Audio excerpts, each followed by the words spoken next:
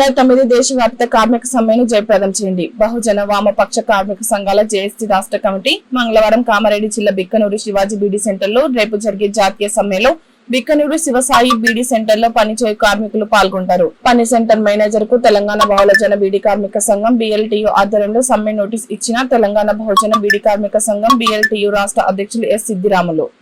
మూడోసారి అధికారంలో వచ్చిన బీజేపీ మోడీ ప్రభుత్వము 29 కార్మిక చట్టాలని 4 చట్టాలుగా 4 కోడ్లుగా మార్చి పెట్టుబడిదారులకు ఆదాని అమ్మాయిలకు ఉపయోగపడే చట్టాలు తీసుకొస్తున్నారు. దీని మూలంగా కార్మిక వర్గానికి తీవ్రమైన ఇబ్బంది జరిగే అవకాశం ఉన్నది.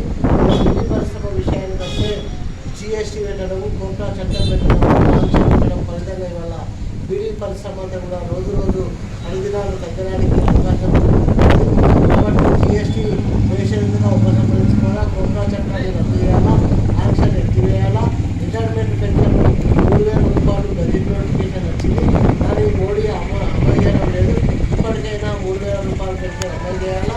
ప్రత్యేకమైన ఉపాధి కల్పించకుండా బీడీ కార్మికులకు కేంద్ర ప్రభుత్వం 10,000 రూపాయల జీవనభృతి, తెలంగాణ రాష్ట్ర ప్రభుత్వం కూడా 6,000 రూపాయల జీవనభృతి ఇవ్వాలని తెలంగాణ బహుజన బీడీ కార్మిక సంఘం పక్షాన డిమాండ్ చేస్తూ ముగిస్తుంది.